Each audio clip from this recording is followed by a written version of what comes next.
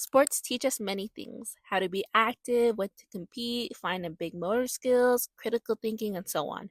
However, one of the biggest things I've learned through sports is how to work through adversity.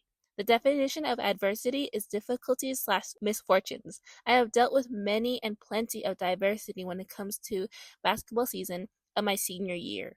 I've decided to interview one of my teammates, Callie. What is your biggest struggle as a girl in sports? I think for me and even just in general is like being too hard on yourself, worrying that you're not living up to the expectations people have for you, like trying to hit certain times, like when you're running or being able to get certain skills down no matter the sport. Relating to some struggles, the main adversities I've noticed this year are not having enough players, funding, and the boys' crowd at basketball games being noticeably different from the girls. What are the biggest differences you've seen in boys and girls sports?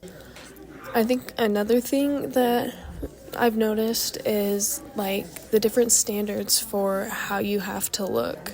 Like as a woman, they don't want you to be too muscular, but you still have to have the right build to do certain things. And I mean, I guess it is the same way for males, but it's harder in female sports with social media and all these expectations. But I think a lot of it is changing nowadays, and we have better role models because of it.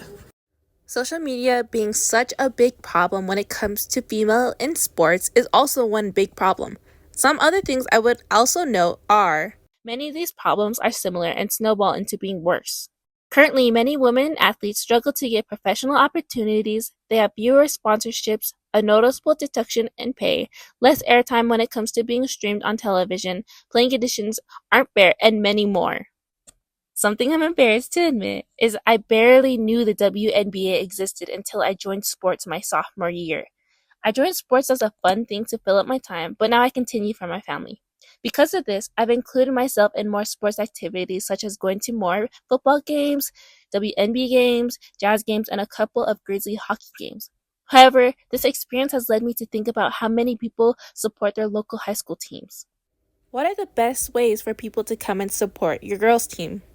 I think a huge thing is just showing up and being there, showing your support, that even if they're just trying stuff in their childhood, wanting to know what they like and what they're good at, and just being there as they're trying to develop their skills, just support them whatever they want to do, even if it doesn't turn into anything big.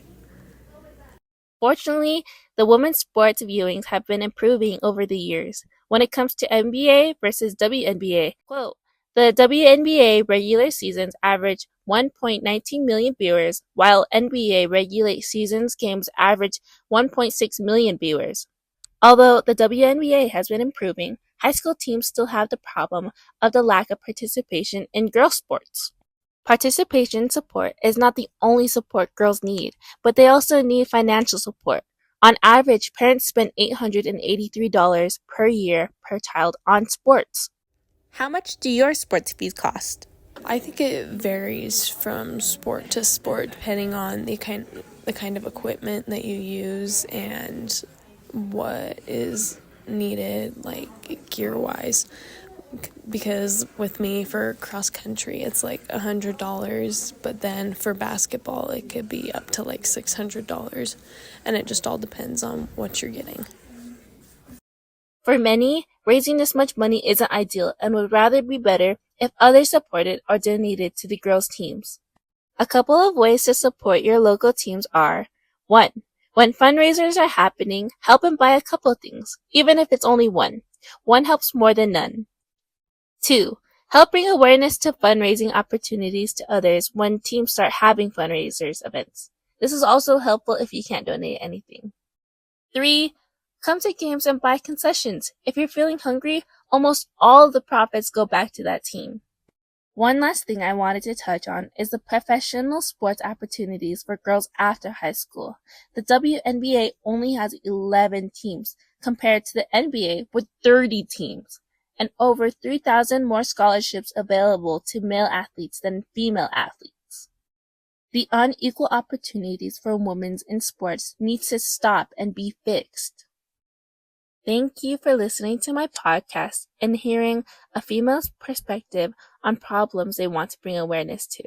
Hopefully this will make you think more about struggles women have in sports and encourage you to find ways you can come out and support your teams.